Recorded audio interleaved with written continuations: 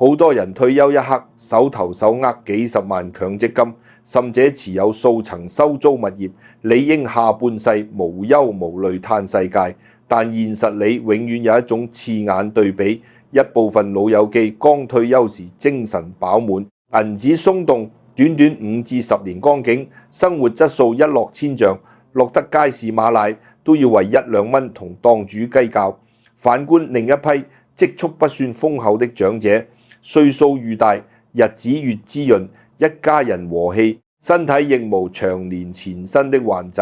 大半世紀觀察人情世態，我甚日非可以肯定，兩者命運差距從來無關流年星象，只源於幾個日日重複，自己卻毫無察覺的生活陋習。這些細微舉動，如同木桶上看不見的裂縫，日復一日，悄悄帶走積蓄，磨損晚年僅剩的福分。年輕時期，人一生講究向外衝，全力生財，屬於陽氣勃發的階段，好比不停向木桶注水，就算桶身存在幾道細縫，賺錢速度遠遠蓋過流失金錢的速度，自然無人放在心上。可退休標誌人生陰陽節點轉換，從奔波謀生轉為靜心守財。當收入來源截斷，每月只有固定微薄退休金維持開支，木桶一旦存在漏洞，儲蓄只會只減不增。不論年輕時賺下多少身家，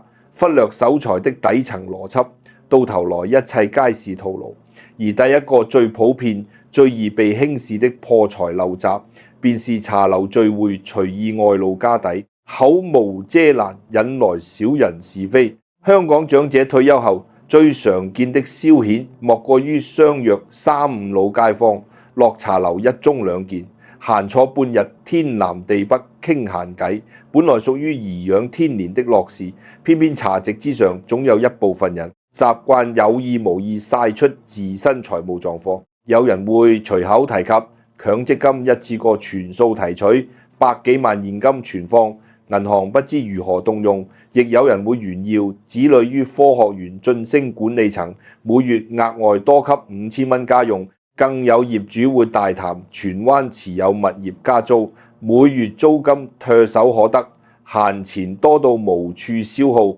講者只當普通閒聊，順道滿足一時虛榮，卻完全忽略財不露白這句流傳千年的生活道理。這從來不是封建迷信，而是看透人性的客觀規律。塵世之間，除開生養自己的父母，相伴數十年的另一半，世上極少人會真心盼你生活遠勝於他。當你毫無保留將存款、租金、子女酬勞全部攤開在眾人眼前，旁人表面附和讚嘆你福氣深厚，心底極易滋生不平衡與妒忌。人的心念自有無形磁場，累積一眾負面情緒，圍繞自身，便是民間常說招惹小人。各類金錢麻煩隨之接踵而至，身邊所有人都摸清你手頭鬆動，各種算計自然源源不絕找上門。早年我認識一位定居柴灣的李伯，從事貨櫃運輸30餘載，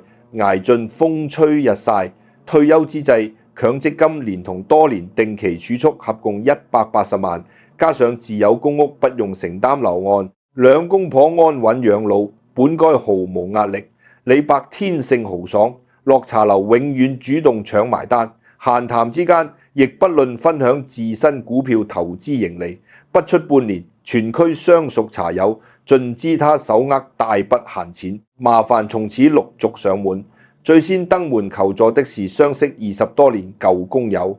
對方聲稱兒子打算開設茶餐廳，周轉資金出現缺口，懇求李伯借出10萬蚊應急，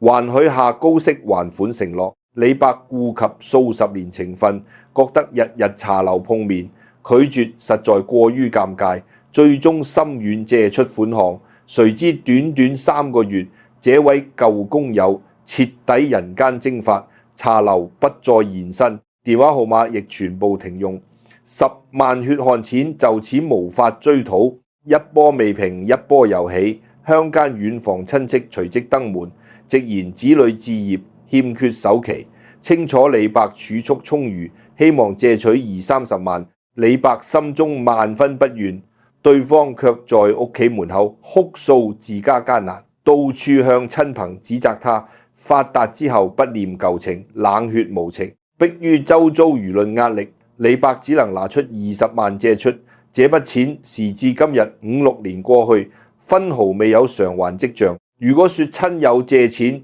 僅屬人情往來造成的金錢損失，被專門針對長者的詐騙集團盯上，便是大額積蓄無底線流失。正因為李白長期於茶樓露富、保健品推銷員、非法投資中介，透過各式渠道打探到他的資料。一開始以街頭免費按摩、贈送雞蛋作誘惹，邀請他前往健康中心參加講座，全程一口一聲李大哥、李伯，待人態度比親生子女更體貼入微。長期溫柔攻勢之下，李白戒心逐步瓦解，前後耗費近50萬，購入毫無實際效用的昂貴保健品，所謂高端養生儀器，直至後續發覺產品全部名不副實，店鋪早已執笠結業，負責人銷聲匿跡，短短2年時間，180萬退休儲蓄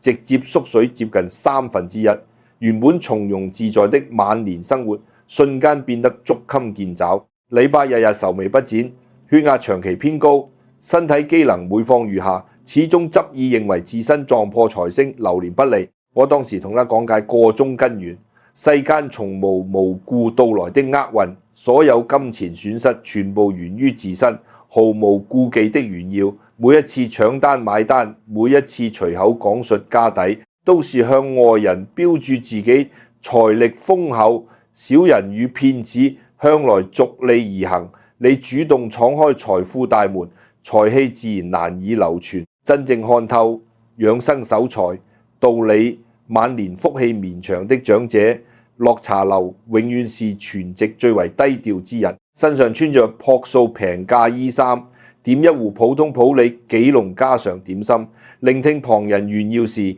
僅輕輕點頭微笑，從不插話攀比，不主動透露任何與金錢相關的細節。旁人摸不透你的實際財務狀況，自然不會動起算計念頭。是非遠離，儲蓄才能穩穩存放。口是人身上連接福禍的關係，懂得管住嘴巴，不隨意外露家底，才是守住晚年積蓄第一道關卡。解決口無遮攔的問題之後，第二個隱性破財漏閘藏於家居環境，過度囤積各式無用雜物，堵塞屋內氣流，長遠損財傷身。這一習慣於香港長者群體之中極度普遍，10個長者裏面8個都深陷其中。多數人還自以為是勤儉持家的優點，完全察覺不到潛在隱患。香港居住空間向來寸土尺金，不論公屋、居屋或是私人屋苑，數百尺單位需要容納一家數口，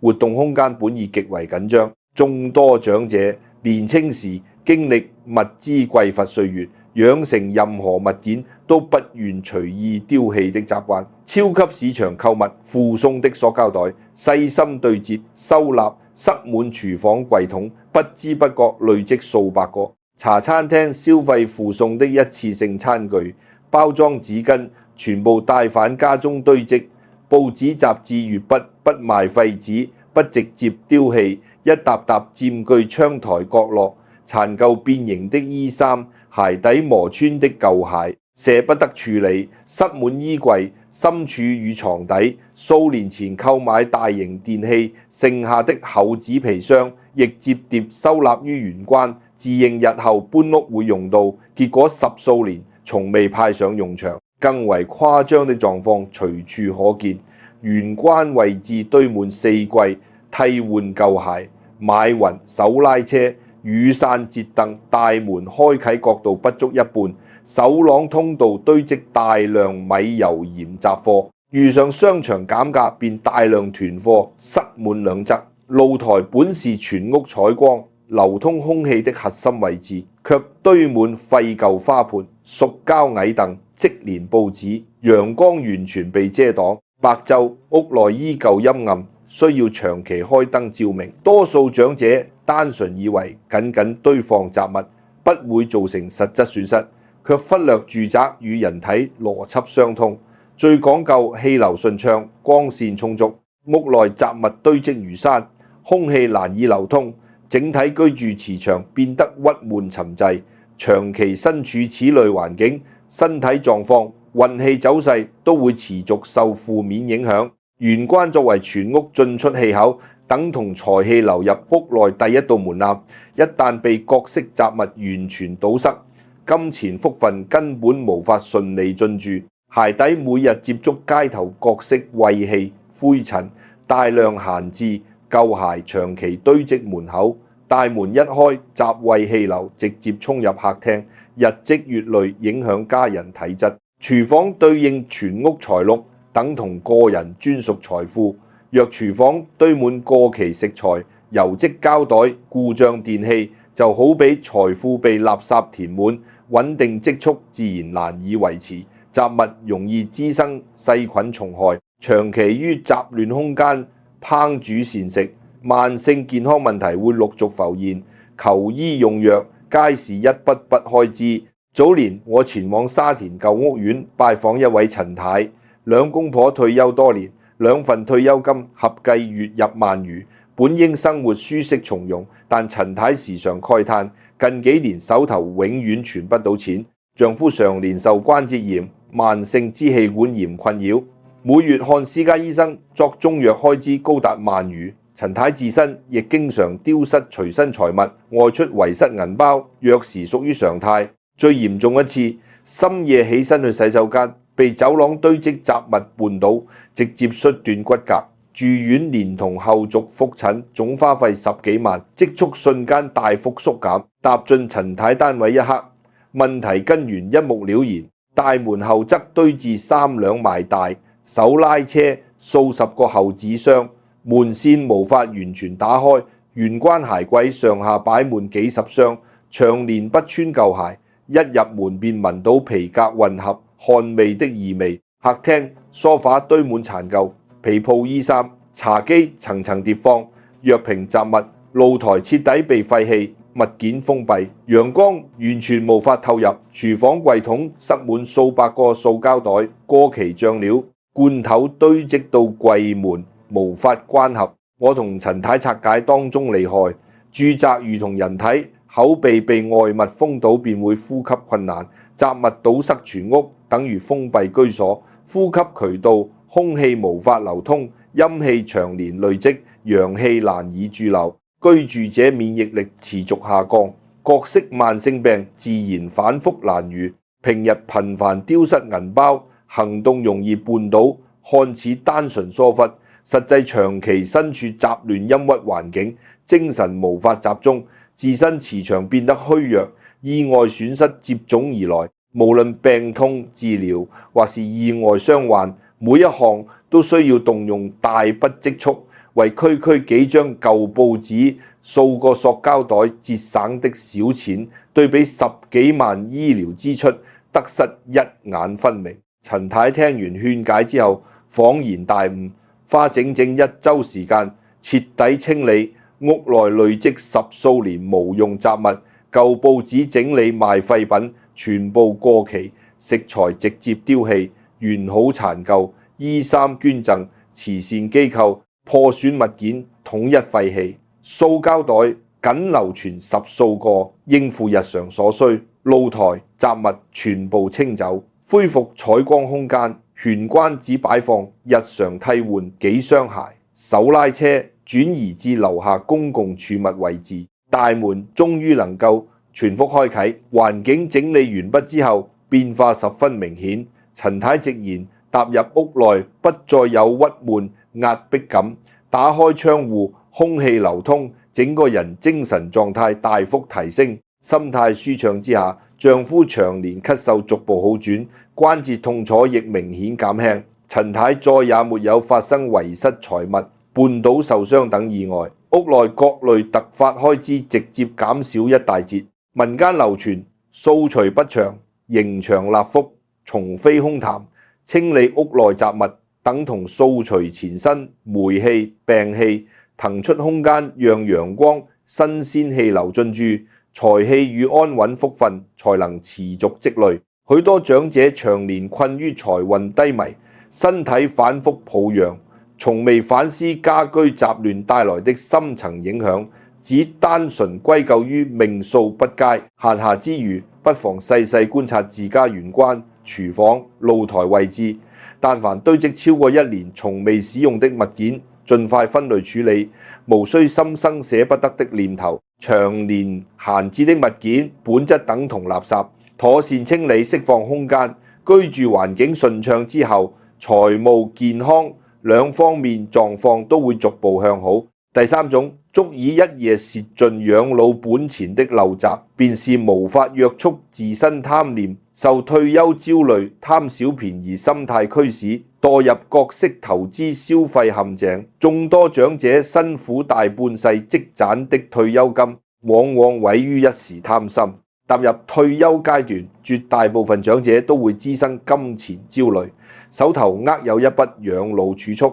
眼見銀行定期利息持續走低，市面物價年年上漲，時刻擔心手中現金持續貶值，晚年開支難以應付。加上社交平台，身邊有人時常分享各類投資獲利案例，內心難免躁動，渴望透過額外投資提升回報，補貼日常開支。這份尋求穩健增值的心態本身合情合理，卻剛好成為不法集團行騙的突破口。現今香港針對長者設計的金融詐騙花樣層出不窮，虛擬貨幣平台、黃金現貨交易、海外高息債券、所謂內幕原始股，包裝各類高大上概念，以國家發展高額穩定回報作噱頭，防不勝防。所有詐騙套路底層邏輯高度相似，先是透過 WhatsApp 資訊、街頭派發小禮品、長者社交群組拉攏目標人群，建立所謂專業投資交流群，群內設置偽裝專家的導師，每日輪流講解市場走勢，拋出大量專業術語營造權威感，同時安插數十名託，定時發放虛假盈利截圖，聲稱跟隨導師操作，單日獲利數萬、10幾萬，塑造人人輕易發財的假象。一開始，多數長者會保持戒心，深知世上不存在不勞而獲的高回報機會，但長期每日觀看群內獲利分享，內心防線會慢慢鬆動，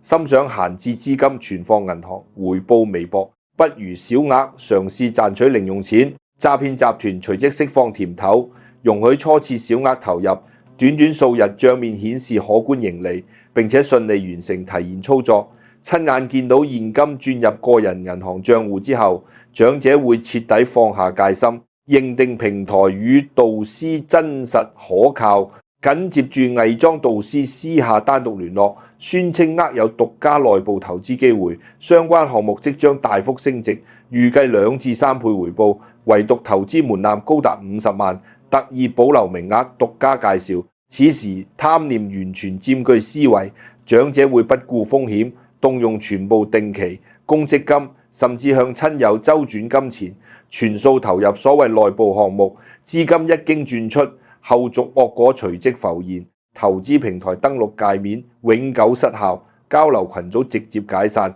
導師社交賬號全面拉黑，數十萬甚至上百萬養老血汗錢瞬間化為烏有，後續追查難度極高，損失難以挽回。黃大仙一位張叔便親身經歷此類慘痛遭遇。張叔退休前任職中學經濟科教師，讀書數十年，自認熟知金融市場規律，平日亦時常勸誡身邊老友謹慎對待陌生投資。退休之際，60萬公積金原本計劃全數存入銀行定期，依靠穩定利息維持退休生活。前年偶然被熟人拉入股票交流群，初期全程旁觀不發一言，認定群內分享全屬虛假包裝，連續數月觀看群內所謂盈利個案，導師講解市場理論，頭頭是道，各類專業數據圖表齊備，託門日日曬出大額獲利截圖。張叔內心動搖，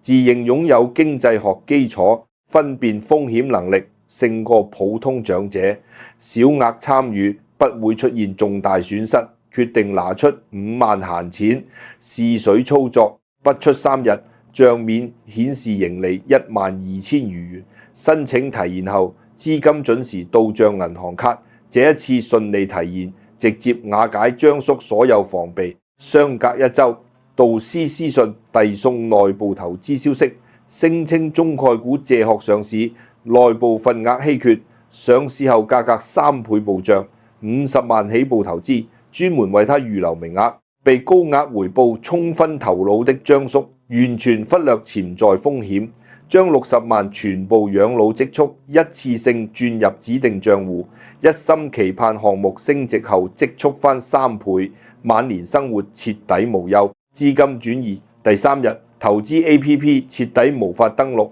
交流群組即時解散，導師所有聯絡渠道全部斷絕，60萬捱足30多年攢下的血汗錢，一夜之間徹底消失。事發之後，張叔精神近乎崩潰，連續數日失眠，滿頭白髮，瞬間增多大半，始終無法理解具備專業知識的自己會犯下如此低級錯誤。後續我同張叔剖析根源，投資受騙從來和學歷、知識水平毫無關聯，核心是一時貪念蒙蔽理智。退休階段應維持內心平靜安穩，心浮氣躁，妄想走捷徑增值金錢，便是動亂自身運氣磁場，給予騙子可乘之機。世上絕無免費午餐。倘若真存在穩賺不賠、數倍回報的投資渠道，掌握資訊之人只會獨自經營獲利，絕不會四處尋找陌生人分潤。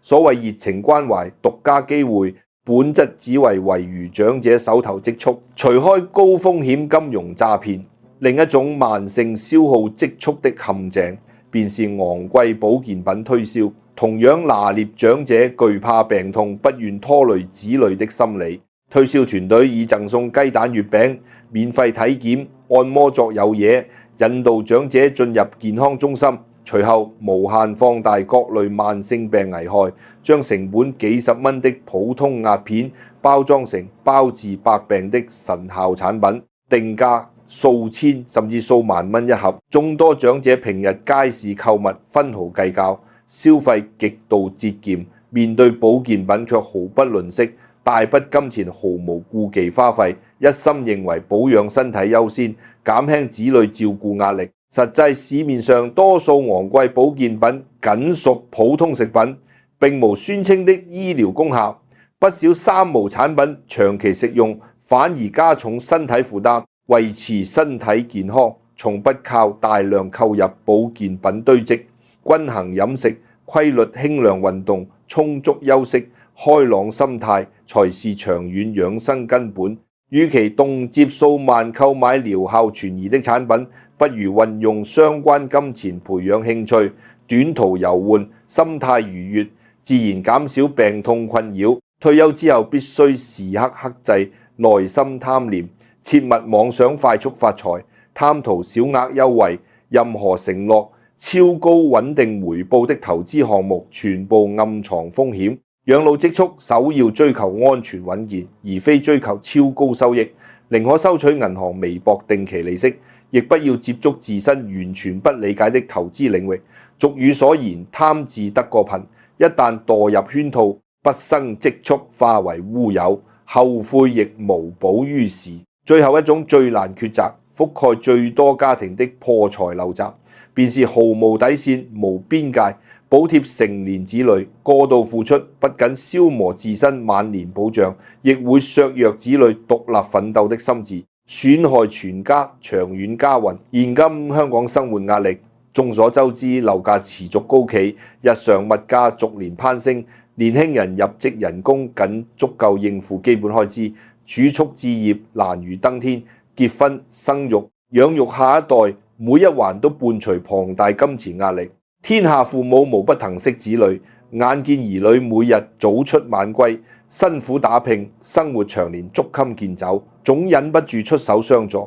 大量長者退休後將全數養老積蓄提取，為子女支付物業首期。每月退休金大半用於補貼子女日常開支。孫輩出世之後，學費、奶粉、生活雜費亦一力承擔，全方位包攬所有負擔。多數父母心裏認定自身積蓄遲早留給子女，對方現時面對困難，自己不出手相助，再無旁人依靠，全心全意付出，便能換來晚年悉心孝順。但真實家庭騰時一再證明，毫無邊界的持續補貼，無法換來預期之中的和睦感恩，反而同時拖累兩代人發展。先從子女成長層面分析，古語生於憂患，死於安樂。年輕人想要於社會立足成熟，必然需要親身經歷挫折與經濟壓力，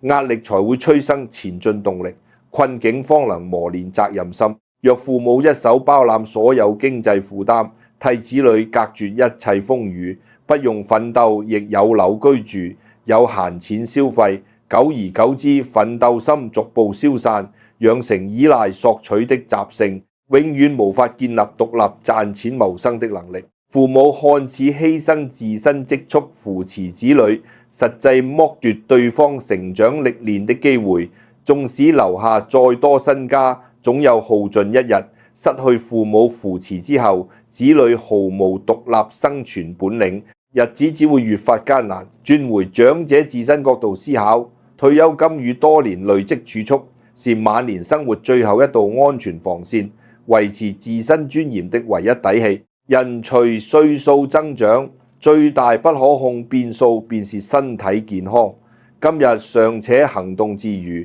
隨時可能突發重病、住院、手術、聘請看護，全數需要龐大開支。一旦將全部積蓄悉數用於補貼子女，自身手頭毫無應急備用金，遇上突發病痛便會陷入極度被動，只能拉下臉面向子女索取醫藥費。現今年輕夫婦同樣背負流岸養育開支多重壓力，縱使心懷孝順，亦未必有多餘閒錢應付長者醫療需求。若遇上計較的媳婦或女婿，還會迎來冷言冷語。晚年既要承受病痛折磨，亦要飽受言語委屈，家庭和睦蕩然無存。這一切全部源於父母在金錢往來上失去界線，擾亂家庭平穩磁場。觀塘一位梅姐的經歷便是最真實的寫照。梅姐退休前於大型企業擔任行政管理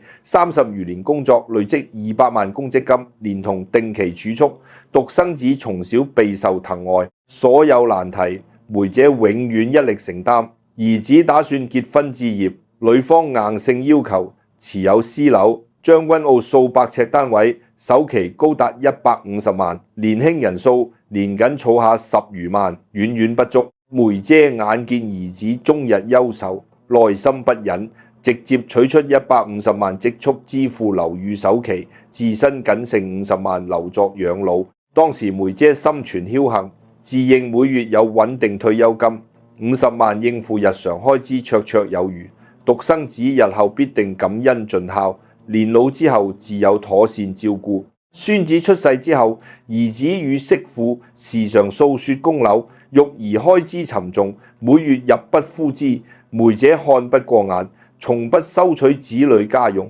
反而每月將生果金、存款利息悉數拿出補貼，承擔孫子奶粉、幼稚園學費、興趣班費用，就連對方屋企水電管理費亦時常代繳。如此持續5年，梅姐剩餘50萬儲蓄，經歷日常開支、長期補貼子女、自身小病求醫多重消耗，最後僅剩區區數萬。去年梅姐確診膽囊結石，劇痛難忍，公立醫院手術排期長達半年，醫生建議轉往私家醫院治療，總費用約700萬。手頭積蓄所剩無幾的梅姐，只能向兒子開口借取醫藥費。消息傳到媳婦耳中，對方當場面露不滿，電話之中不停抱怨樓按利息上調，孩童課程開支龐大，屋企沒有多餘流動現金，甚至直言區區結石，無需花高價入住私家醫院，耐心等候公立排期即可。縱使兒子最後東拼西湊，湊齊手術費交予梅姐，但全程無奈態度。媳婦持續冷言冷語，令梅姐於病床上暗自落淚。她曾同我傾訴內心委屈，畢生積蓄悉數奉獻給兒子，分擔置業育兒所有壓力。自己僅僅一場小手術就要面對滿臉不耐，始終無法想通自身錯在哪裏。我同梅姐拆解個中道理。身為母親，疼愛子女本屬天性，數十年毫無保留的付出足見偉大。唯一失誤便是沒有守住自身財務底線，將全部養老保障押注於子女孝心之上。孝心難以抵擋現實金錢壓力，你把自身儲蓄傾囊相授，等同倒空自己水壩全部水源供給子女，等到自身需要用水之時，只能仰仗對方施捨，願意給予便要感恩，不願意亦毫無辦法。家庭維持和諧的核心，在於每位成員守住自身定位，父母承擔撫養責任，卻無需包攬子女成年後所有負擔。子女需要獨自承擔人生壓力，學會擔當。退休之後面對子女求助，必須守住分寸，秉持救急不救窮的底線。若子女遭遇重病、意外突發、重大變故，父母理所應當出手扶持，充當家庭最後後盾。但置業首期、日常消費、孩童教育這類長期固定開支，應交由年輕夫婦自行承擔，靠自身打拼累積資產，